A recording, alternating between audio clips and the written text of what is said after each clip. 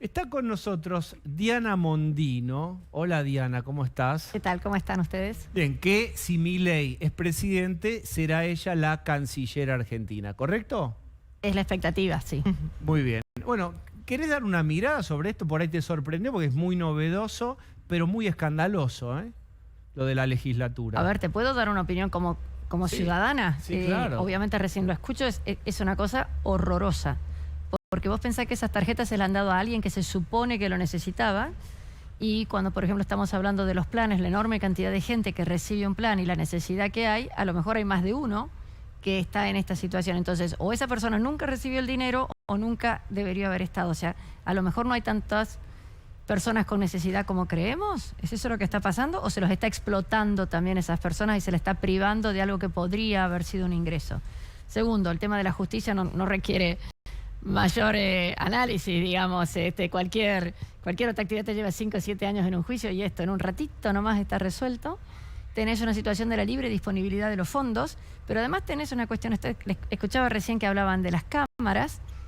Si todo lo llevas al mismo cajero, también en el banco tienen que tener vinculación, porque llenar los cajeros automáticos y que estén todos, ¿hay algún empleado del banco que sabía que siempre se llenan esos cajeros y se vacían rápidamente? Porque si no, ¿por qué usás varios cajeros y no uno solo y trabajás todo el tiempo en el mismo? Y a la noche, ¿no? Donde se supone que a qué hora se recargan los cajeros. Bueno, dependerá de cada entidad, ¿no? Pero el tema de hacerlo sistemáticamente y varios días, si entendí bien, no sé si era varios días o varios... Sí, varios días. Que lo había visto.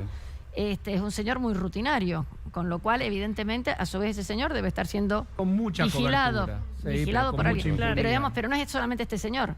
Y no son solamente los jueces, y no son solamente los que le dieron la tarjeta, y no son solamente los que habilitan, y no son solamente los que miran las cámaras. O sea, hay muchas cosas. Yo digo que hay que proteger al chico que hizo la denuncia. Absolutamente. Te llevo al tema de la potencial cancillería. Esta semana, Lula, el presidente brasileño, le advirtió a Biden, presidente estadounidense, acerca de el crecimiento de algunos espacios, según Lula, radicalizados. Y entonces le advirtió concretamente, y ya lo vino haciendo, sobre el crecimiento o la potencialidad de ser presidente de Javier Milei. ¿Cómo imaginas un vínculo con Brasil si vos sos canciller con un presidente como Lula y un presidente que sería Milei? Excelente. Si lo que importa es que los países cada uno pueda habilitar las mejores posibilidades de crecimiento y de mejor calidad de vida para sus ciudadanos. Si un señor le gusta comer con ajo o sin ajo, le gusta la religión A o B, le gusta desde Boca o de River, ¿vos dirías que por eso no pueden trabajar juntos? Pero es Milei el que dijo que él no quiere negociar con comunistas y ahí metió en la bolsa. Ya hablamos de eso en este mismo programa. Por eso te lo estoy preguntando, en virtud de tu respuesta de recién, que yo saludo lo que acabas de decir. Uno tiene que negociar porque necesitas... Canciller es un embajador que tiene que traer negocios para la Argentina. No tiene que opinar ¿cómo es? Del lawfare, me parece a mí. Entonces, pero Milei puso un pero sobre Lula también. No, en lo que se puso es una cuestión de, digamos, sobre el Mercosur, de que la forma en que se generó el Mercosur, me estoy desviando un minuto de la pregunta y ya vengo, fue generado hace unos 30 años con un objetivo que hoy ya no es válido, con países que ya no se comportan de la misma manera. Ahora vengo al tema. Cuando él dijo, le preguntaron, de Lula él contestó sobre el Mercosur y dijo que tenía que ser redefinido y que lo que necesitamos es trabajar de manera tal que no sea el negocio de unos pocos. Ahora te lo explico yo en mis palabras, esas fueron sus palabras. Lo que se necesita del Mercosur es que cuando se generó, tanto Uruguay como Paraguay eran países que tenían menor capacidad de crecimiento relativa que los otros dos países. Ya no es más así, ya son señores que tienen una muy fuerte convicción de cuál es el camino de crecimiento que tienen que tener. Brasil, Argentina, Uruguay y Paraguay ya tienen producciones que son muy similares. Todas tienen, por ejemplo, producción agropecuaria ya muy similar. No era así. Brasil importaba mucho trigo de Argentina hace un tiempo. Teníamos un arancel común, un extra Mercosur de 14%, que es bastante elevado, para proteger a la producción industrial de estos países. Con el paso de los años, con lo que ha cambiado el mundo, con lo que ese tipo de cosas ya no es oportuna. La complementariedad, por ejemplo, en la industria automotriz, que estaba dada para algunos elementos, se hacía mitad del auto acá, mitad del auto en el otro lado, o se intercambiaban las partes. Eso también, las cadenas de valor del mundo han cambiado radicalmente en los últimos 30 años. Entonces, estamos todos los ciudadanos de los 4 países teniendo un costo superior y a su vez no estamos negociando en forma conjunta con los que nos compran. Podríamos tener una fortaleza mucho más grande negociando en vez de compitiendo entre nosotros. Entonces, sería muy conveniente para el Mercosur redefinirlo, que deje de ser el negocio de algunos pocos, si es que todavía eso continuara, no lo sé, y que pudiéramos avanzar. La personalidad de quien sea que es el presidente, ¿cuánto dura? 4 años, 8 años, si tiene suerte. Mercosur llevamos más de 30, como acabamos de decir. Y estas son cosas que continúan en el tiempo. Los países no desaparecen. Los partidos a veces ganan, a veces pierden. Está el candidato fulano, el candidato mengano. Si se llevan bien o mal, no altera. Sí las políticas, no las personas. Bien, Jessy. Sí, ¿cómo plantearías esta es una pregunta más política que comercial, claramente, la relación con el Papa, que es el jefe de Estado del Estado del Vaticano y que, bueno, ha sido muy duro Javier Milei con la figura del Papa, tanto que alguien tan cercano como Ornequian ha planteado un distanciamiento a partir de algunos calificativos que dijo sobre el Papa. Entonces vos, en tu rol de canciller, hay una relación diplomática en tanto el Papa como jefe de Estado. ¿Cómo la llevarías adelante? Y además soy católica. No demasiado practicante, debo confesar. Pero, no, a ver, la relación con cualquier jefe de Estado es de respeto. Las relaciones que tenés en las circunstancias X con el país que fuere, tiene que ser de respeto. Las características personales de los jefes de Estado es un tema diferente, pero las relaciones con esta. Por otra parte, la Iglesia Católica en Argentina es muy importante. En general, la mayoría de nuestra población es cristiana en algún tipo de denominación tal vez diferente. El respeto a las personas y a las entidades tiene que continuar. ¿Pedirías una reunión, por ejemplo, con el Papa, o tenés en mente quién podría ser un embajador ante el Vaticano? A mí me encantaría una reunión con el Papa. Y espero que me sonría, cosa que aparentemente no es muy frecuente, me gustaría. Pero entonces Milei debería... Perdón, vos sabés que con el Papa una de las cosas que me gusta y que me han comentado ya 2 o 3 personas, cuando te vas acercando al Papa, uno diría que hay que inclinarse o besar el anillo, y que aparentemente este Papa pide que no se tenga ese gesto.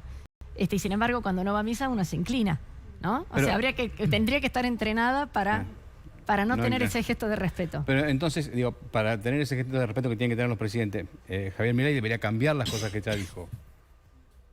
¿Por qué?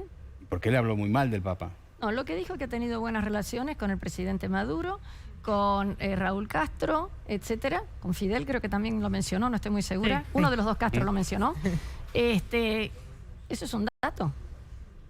No, está bien, pero ¿Qué es el representante del maligno? No, que el representante del maligno dijo, eso no es un elogio. ¿Y vos dirías que a Maduro es un tipo benigno? No es lo que estoy diciendo, no estoy juzgando lo que dijo. Estoy diciendo, él dijo eso del Papa y usted dice que no parece respetuoso con el Papa decirle al representante del maligno. A lo mejor te estás refiriendo... estaba a punto de hacer un chiste, me tengo que portar bien si voy a ser canciller.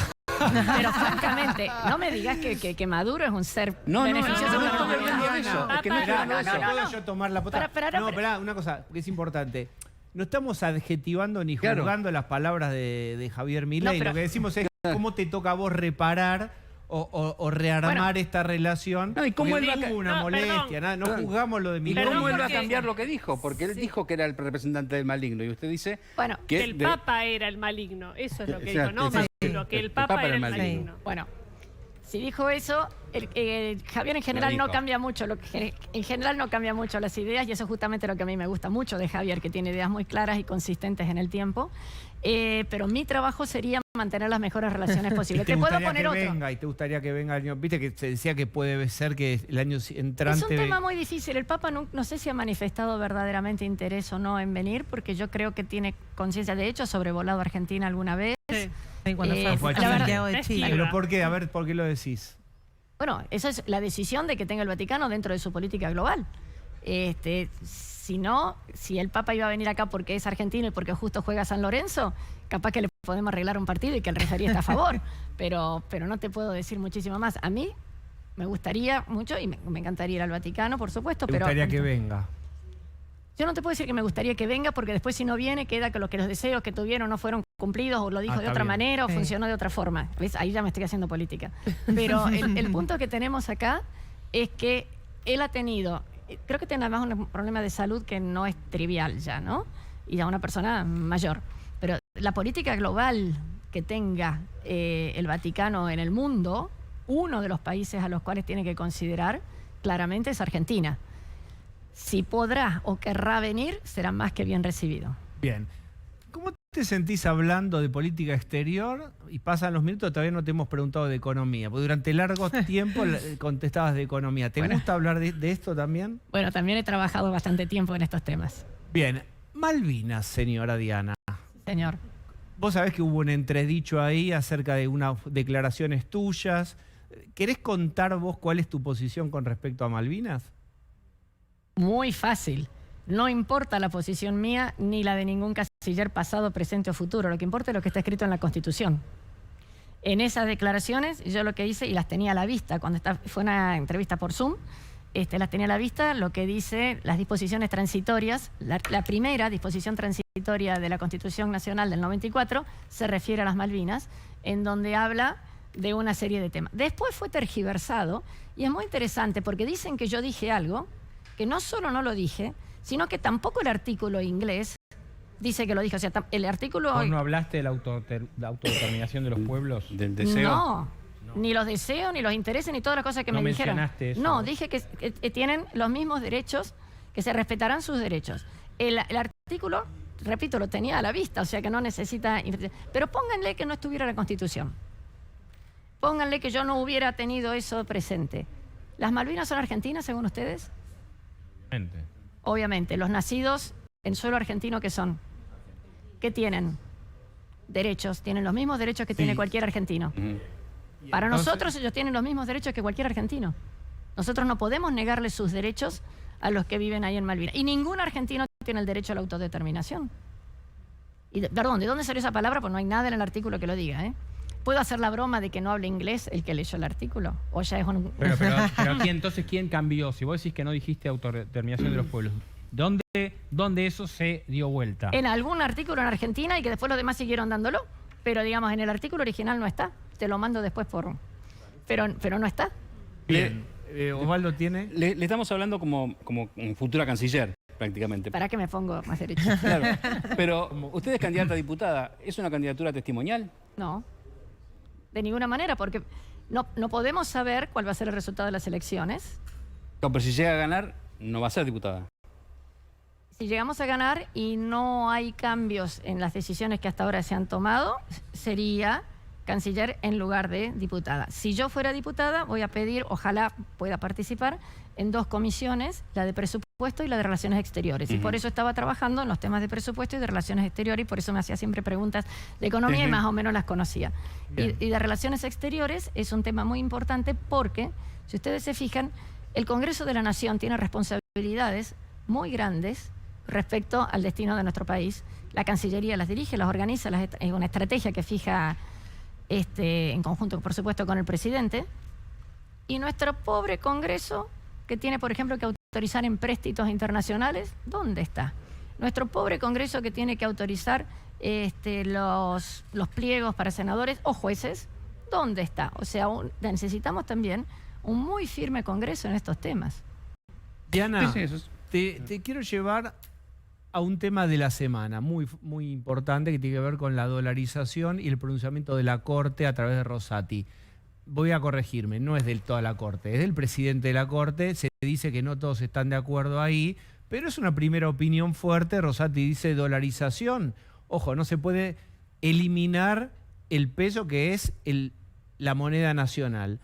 Y ayer, suplantar, en el marco de la previa del debate que vos estuviste, estaba León Arslanian, que es una referencia también, jurista, y él en la misma dirección dijo que no veía una posibilidad de eliminar el peso si se iba a dolarizar. ¿Qué pensás vos? ¿Es un obstáculo en el plan de dolarización de la Libertad Avanza? Mira, los obstáculos económicos son tan grandes que las interpretaciones pueden ser vitales para definir qué es lo que necesita Argentina. Si la interpretación que tenemos, y tenemos un dictamen también constitucional de que no habría un obstáculo constitucional, después te lo puedo leer porque lo traje, El punto que hay es, si hubiera un obstáculo y tantas otras cosas que nos están cayendo problema argentino, ¿no estarías dispuesto a solucionarlo? Porque la interpretación de lo que dice la Constitución es que tiene la facultad de emitir moneda. También tiene otra expresión en otro artículo más adelante que habla de sellar moneda, porque era la época en que se acuñaba la moneda, ¿verdad? Entonces, esas dos expresiones no indican que tenga que ser una moneda propia. De hecho, cuando se decretó pero es interesantísimo lo que estás planteando. Nuestra Constitución es de 1853, cuando ni siquiera había un Banco Nacional, donde se podrá crear y que tendrá la facultad de hacerlo. Y cada provincia emitía sus propias monedas. No cada provincia, cada banco, que había bancos privados, emitían sus propias monedas. Hoy todavía tenés Hong Kong con ese sistema. Ahora, Diana...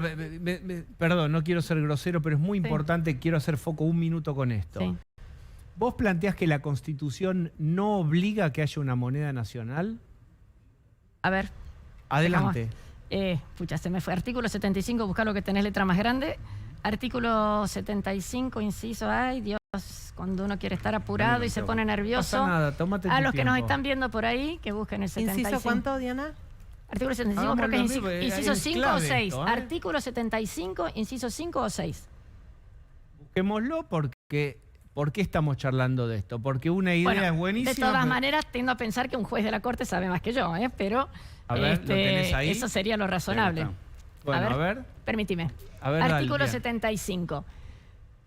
Corresponde legislar en materia aduanera, imponer contribuciones directas, establecer modificaciones, contraer empréstitos, disponer el uso en enajenaciones, inciso 6, establecer y reglamentar un banco federal con facultad de emitir moneda, así como otros bancos nacionales.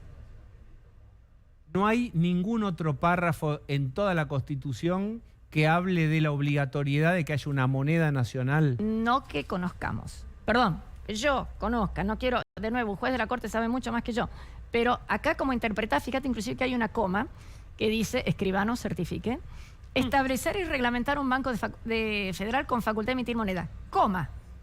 Así como otros bancos nacionales. ¿Quiere decir que otros bancos nacionales también podrían emitir moneda? Esa coma, ¿cómo se interpreta? Miremos el 11 y el 19, me dice alguien acá, que no voy a decir, porque me dice que también apunta el 11, hacer sellar moneda. Fijar su valor en las extranjeras y adoptar un sistema uniforme de vuelta, Osvaldo, de vuelta. Hacer sellar moneda, fijar su valor y el de las extranjeras, y adoptar un sistema uniforme de pesos y medidas para toda la nación. Pesos de cuánto pesa algo, no del peso moneda nacional, ¿eh? Espera, bueno, vamos de vuelta, porque yo ahí no sé si se refiere a pesos. Hacer sellar moneda, fijar su valor en las extranjeras. Yo no sé. ¿Y el 19 qué dice? Y el 19 dice que proveer... habla de defender el valor de la moneda. Exactamente. Defender el valor de la moneda. Esa es la discusión con la emisión monetaria. Exactamente. Pueden repetir, digamos, así, la información y la discutimos. Otra vez quiero el de citar pesos. textualmente Dale, lo que por dijo favor. Rosati al respecto. Pero dale, primero lo de los pesos. Proveer, y el que sigue es proveer lo conducente al desarrollo humano, al progreso económico con justicia social. Despacito. Vamos Al de progreso vuelta. económico con justicia social, a la productividad de la economía nacional, a la generación de empleo, a la formación profesional de los trabajadores, a la defensa del valor de la moneda, a la investigación y el desarrollo científico y tecnológico, su difusión y aprovechamiento. La parte de los pesos, por favor, Osvaldo. Lo de 3 pesos y medidas es la forma de decir... Pesos y medidas, dice. No habla de... claro. Jessy, vos tenías algo. No. Lo que dijo Rosati es que lo que dice la Constitución Nacional es que hay que tener una moneda que se emita en la Argentina, y lo que plantea que es inconstitucional es suplantar una moneda por la otra. Lo que había dicho Arslanian ayer, cuando vos le consultaste, Diego, era que lo que eso también discute es la soberanía, si uno no está cediendo allí parte de la soberanía. Si tener un peso te diera soberanía, o si devaluar te diera competitividad, seríamos el país más soberano y competitivo del mundo, ¿no? Bueno, pero eso lo dice la Constitución, digamos. Sí, lo que dice Rosati es que es letra de la Constitución, no de la moneda argentina. Perdón, Argentina tiene el peso oro y se sigue usando. ¿Me permiten? El peso oro todavía existe en Argentina y de hecho se ha usado recientemente para un fallo judicial. Y es en el que se usan las medidas en que se utilizan en general en la industria aeronáutica. Diana, espera. ¿Podemos mantener eso? Con el aporte que le mandaron a Pablo y las lecturas. Entonces, tiene ayuda, ya tiene machete. No importa. Es un abogado que nos está viendo. Pero es linda esta discusión. Es una linda charla. Es útil. ¿Qué dice la Constitución? ¿Se puede reemplazar el peso? ¿Puede Argentina no tener peso? ¿O no? ¿Qué dice la Constitución? De nuevo, Rosati debe saber muchísimo más que yo, pero hoy tenemos el peso oro, podemos continuar con ese en caso de necesidad. Igual me parece que hay mucha interpretación, porque Rosati no es la primera vez que plantea esto, lo hizo meses atrás en un contexto donde se discutía mucho la emisión monetaria, y él dijo, la expansión incontrolada de la emisión monetaria implica no defender el valor de la moneda y traicionar consecuentemente el mandato de la Constitución, que es el párrafo que leía Osvaldo. Ahora, también ya en el terreno político es llamativo que un juez de la Corte emita opinión sobre algo que eventualmente le puede Podría llegar. judicializarse. Sí. Sobre todo cuando la Corte Suprema, puertas adentro, no está bajo un criterio unánime sobre este planteo. Pero él no habló en nombre de la Corte. No, pero pero es un si voto. esto se judicializa... Pero no puede, si él dice que está en la Constitución. Adelanta opinión sobre algo que le puede llegar. Si esto se judicializa y llega a la Corte, las partes lo que pueden decir, lo que pueden pedir es que Rosati no intervenga porque ya emitió opinión al respecto. Digo, y tenés una Corte que no está bajo un criterio unánime sobre este tema. Igual para llegar al momento no de la sería- dolarización, ¿no hay que conseguir los dólares primero? Pero espera, Osvaldo, antes de eso. vamos a porque acá el conseguir los dólares es un tema, se viene discutiendo muchísimo, pero la novedad de la semana es, ¿conseguiste los dólares? Es que yo no los soy la conseguiste, Corte. estamos pero antes. pero déjame esta idea. Sí. Suponte que se consiguen los dólares y se puede dolarizar. Esperá, Osvaldo, que no te lo frene la Corte, esto es lo nuevo. Claro, pero No. lo que yo digo A es, ver. me parece que está frenado de antes, Pero que la de la está- Corte es Ahora vamos a una adaptación que falta. No, pará. Viene un jeque árabe y te regala. No va a venir. Bueno, Spoiler, le aviso. Depende, acá, a lo mejor Bueno, conseguimos espera, algo. en síntesis, Diana, en el espacio, ¿repercutieron las palabras de Rosati? ¿Se pusieron a pensar? ¿Están armando una manera de una usina de ideas jurídicas acerca de cómo habría que hacer con este tema? Yo estoy trabajando en estos temas de Cancillería, pero sí sé por un comentario informal de que ya hay un dictamen de un constitucionalista en donde diría que esto sería factible. Por otra parte, supongamos, mucho antes de que se judicialice, ¿quién habría de objetarlo? Alguien, ponele, y que llegue a la Corte, alguien tendría que ser muy rápido el proceso. Porque acá lo que tenemos que tener en cuenta que la gente solita se está dolarizando, por lo menos con respecto a sus ahorros. En algunos contratos, en algunas transacciones ya son en dólares. Entonces, eso ya está ocurriendo de todas maneras. Sustituir el peso por el dólar es una cosa diferente. Acá hay un tema que los otros días hubo una palabrita que me encantó. Que decían, estamos hablando de dolarizar, pero el dejar el peso, llegar a este problema sería despecificar, que es un bicho diferente. Si yo dolarizar la economía es que podamos hacer transacciones en dólares con libertad, y despecificar es que ya no tengas pesos. Lo que pasa es que si vos podés hacer las transacciones en dólares con libertad, no va a haber demasiada gente que prefiera hacerlas en peso. Está bien, pero una cosa es, me parece que la lógica de una economía bimonetaria, que habló Melconian, pero que habló Cristina incluso también, es que vos, es naturalizar lo que pasa. Vos vas a comprar un departamento y vas con dólares porque el que te lo vende quiere dólares. Ahora, vos no vas a ir a la verdulería con dólares. A la verdulería vas a ir con pesos, me parece a mí.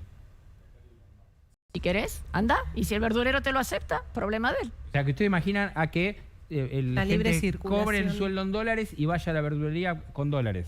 A ver, vos lo que tenés que permitir ahora, toda esta cuestión del bimonetarismo es, tenemos que decir las cosas de frente. Acá el problema que tenemos es el cepo, que no te permite hacer esas transacciones como vos quisieras. Si vos hoy, ¿qué te impide ir a hacer la transacción y pagar en dólares en la verdulería? ¿Cuál sería el problema? No, yo te pregunto si ustedes imaginan eso, que en la Sí, Argentina sí, sea para, un país para. en que 1, 2 o A a ver, partir de cosas que vos mismo dijiste, entonces, 10 años, vayamos a la verdulería con dólares y no con pesos. Si en 10 años o en 10 horas querés ir a la verdulería en dólares, es altamente probable que el verdurero esté encantado de recibir dólares. Y te dará el vuelto en naranjas o en Pero pesos. si alguien va a la verdulería con dólares es porque cobró el sueldo en dólares. No va a ir, O nadie los va a cambiar el ahorró, ahorro para comprar o vendió su rabanitos. actividad, o lo tenía de antes, o asaltó el señor este chocolate que iba nada más que al cajero en peso. Esos son pesos. Ese le falta. Diana. Le faltaba alto. Pero para. Sí. La dolarización es un esquema en donde se está diciendo, señores, no va a haber más emisiones espurias. Si no le querés hacer, en realidad, además el verdadero nombre es libertad de monedas, etcétera. Si queremos que Argentina deje de tener los problemas que tiene, deje de tener la inflación que tiene, necesitamos solucionar eso. Y siempre perdemos tiempo, o dedicamos tiempo, o concentramos en esto, que es una herramienta cuando el problema no es monetario en Argentina, el problema es fiscal. Hasta que no solucionemos el tema fiscal, todo lo otro va a ser útil, pero transitorio, porque el verdadero problema argentino es fiscal. Si no pero si reducimos, es fiscal, ahora vamos a jugar a pincharte. te sale bárbaro. Ganancias. Sí. ¿No habría que haber tenido en cuenta cómo se bajaban gastos para bajar impuestos? Ahora viene el presupuesto y habrá que bajar gastos suficientes para compensar esa caída. Si querés te digo otra. Pero no habría que hacer al revés. Primero, digamos, era el carro de Pero lo maneja este gobierno. 2, 3 o 7 diputados que pudieran haber estado en contra. Ojo que vos viste cómo salió la votación. Hubo bastante más a favor que en contra. Sí. Y los que dieron quórum, etcétera, etcétera. O sea que no es el espacio A o B o C. El punto que tenemos aquí es los gastos se tienen que reducir lo más rápidamente posible. Lo que hay que seleccionar es qué gasto. Lo de chocolate hoy es un ejemplo precioso. Pero entonces, ¿por qué Javier Milei pidió que se atrasara el tratado del presupuesto? Sería mucho mejor haberlo tratado antes para después poder tratar ganancias. No. Primero que el presupuesto él pidió para poder tener un análisis y que los partidos que están tuvieran la oportunidad de hablar y negociar y trabajarlo. Y creo que eso hubiera sido muy conveniente para todos, porque una vez que se apruebe el presupuesto, la próxima gestión debería respetarlo, ¿no? Entonces, hubiera sido conveniente para todos y no que te lo mandan ya hecho y es mucho más difícil y que lo tenés que aprobar en muy poquitos días, etcétera. Pero entonces podría haber pedido que lo adelantaran, no que lo atrasaran. Si no lo tenían listo. Si vos le pedís a alguien que adelante algo que no tiene, pobre señor, por definición te contesta que no. Para atrasarlo hubieran tenido la posibilidad eventualmente de hacerlo. No lo hicieron y aceptaron y lo mandaron. Si vos tenés una situación bastante particular en donde tenés que las comisiones de presupuesto tienen que poder discutir qué gastos o qué ingresos. Presupuesto es autorización de gastos y estimación de ingresos. Si el presupuesto autoriza ciertos gastos, ¿estás obligado a hacerlos? No necesariamente. ¿Cuántos gastos era el chocolate? Volvemos al ejemplo, para los que se enganchan recién ahora, era este señor con las tarjetas truchas, ¿no? Entonces, lo que se necesita es decidir cuánto gasto voy a reducir. ¿Quién va a decidir la reducción de esos gastos? Lo va a decidir este Congreso con esta composición y lo va a tener que ejecutar él o la presidente que venga. ¿Vos pensás que si fuera presidente Javier Milei habría que continuar sin impuesto a las ganancias para todo este sector a las que se le quitó hoy? ¿Puede tener continuidad esta política de todas estas medidas de ahora? Yo creo que ha sido una oportunidad. A ver, reducir impuestos siempre y en todo lugar es una magnífica medida. Lo que es una verdadera picardía que se desperdició la oportunidad de tener un impuesto lógico a las ganancias. El impuesto a las ganancias tiene que existir. Eso de que el salario no es ganancia, a mí no me gusta. Ahí perdí 10 votos al decir eso, pero no me gusta. Todos deberíamos pagar un impuesto. El mejor impuesto que existe es sobre los flujos. O sea, ganas mucho, pagas poco, no pagas nada. Se debería haber aprovechado para discutir las escalas, para igualar la situación de monotributistas y autónomos con los que están en relación de dependencia. ¿Qué gastos se pueden hacer? Y no podían haberlo planteado. ¿Cómo sabes que no se planteó? Bueno, contame vos. Pero no te lo digo a vos. También yo planteo que Juntos por el Cambio debió haber hecho una contrapropuesta fuerte. Es decir, bueno, ¿qué gastos bajamos? Y entonces acompañamos la baja de ganancias. Es decir, correlos por izquierda o por derecha, por como te gusta por arriba pensar, o por abajo. por arriba o por abajo. Hacerles una contrapropuesta que los obligues a repensar algo del gasto. Pero a ver cómo funcionó el Congreso. Mandaron la propuesta y un ratito después, en unas horas, ya estaba. Fíjate que hay otra del IVA. Independientemente que uno puede entrar a fijarse si a vos, a mí o a quien de los que nos están escuchando te van a permitir eso, porque de nuevo es con el dedito, a vos sí, a vos no. No hay igualdad ante la ley, ni en el cambio de impuesto a las ganancias, ni en esta cuestión del IVA. Tenés una situación bastante particular que el emisor de la tarjeta va a tener que, en base a una base de datos que le van a mandar, decidir a quién va a tener esa deducción o no. Y no es del IVA, porque es de 21 pesos, el 21% de la compra, que el IVA podría ser cualquier cosa. Y además, es para la gente que lo necesita y te dan 18.000 pesos de descuento máximo. Creo que va de crédito fiscal, no es que te deponen la plata en la cuenta, ¿o sí? No están los detalles que yo conozco. Por eso, no es que uy, me aparecieron 18 lucas. Bueno, ¿no? pero si se lo dan nada más que a la gente humilde, ¿qué crédito fiscal ni qué 8 cuartos si no tiene que pagar impuestos? Se te acredita las 48 horas. ¿Ya está pasando? Yo no sé si a las 48 horas de emitido ese gasto se debería después acreditar. Pero para, 18.000 pesos, que es el tope, es el 21% de, no, un poquito cerca de 90.000 pesos. Si Claro. es para una persona que tiene un plan, ¿quién gasta 90.000 pesos en tarjeta de débito? Claro que no. Si tiene un plan. A ver, si el plan es mucho menos que eso, ¿cómo haría para gastar 90.000 con eso? O sea, es muy extraña la medida. Te puedo decir otra. Y a ver. El tipo de cambio no va a poder continuar en el nivel en el que está. El propio Banco Central ha dicho hasta octubre, sin mayores detalles. Cuando haya una modificación en el tipo de cambio oficial, los balances de las empresas van a reflejar ese impacto. Por lo tanto, algunas de ellas van a tener fuertes pérdidas, con lo cual a lo mejor el año que viene, dependiendo, hoy me pasé toda la mañana mirando balances, va a haber empresas que tampoco van a pagar ganancias, con lo cual va a haber personas que no paguen ganancias y va a haber empresas que no paguen ganancias. Y vas a tener una cuestión adicional. ¿Qué hacemos con todos los anticipos de lo que ya se ha ido pagando de la gente que ahora queda exenta? Entonces, una cosa es bajar impuestos y otra cosa es hacer este aquelarre normativo Ahora, que ha quedado. Y esa es responsabilidad de la FIP corregirlo ahora. Este aquelarre que ha quedado y que La Libertad Avanza votó a favor.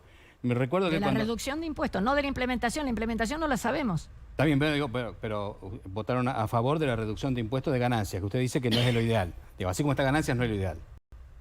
Yo lo que digo es que tenés que reducir ganancias y se debería haber aprovechado para hacer todas las otras cosas que todavía están a tiempo porque son normas de la FIP. Está bien, pero ganancias no está, por lo que usted dijo, por las escalas, no está de la manera ideal. Este impuesto de ganancias no está ideal. Ahora, no estuvo de hace. Está bien, pero en este caso la Libertad Avanza votó esto que no es ideal. ¿Por qué entonces en la ley de alquileres Javier Milei dijo no lo voto porque no es lo ideal? Son dos cosas distintas. En un caso estás reduciendo impuestos que en vez de favorecer a muchos, favorece de alguna manera y que te genera unos problemas de incentivo que si quieren después hablamos. Y el tema de la ley de alquileres es una situación bastante particular en donde se modifican algunas cosas, pero el huevo de la serpiente sigue estando ahí. Pero en los dos el huevo de la serpiente sigue estando ahí. No, porque en un caso hay un montón de gente que va a dejar de pagar. Lo que vas a tener es un problema administrativo. Y en el otro un montón de gente dejaba de tener que pagar cada 3 años, vas a tener por ejemplo. Vas a tener un problema. En una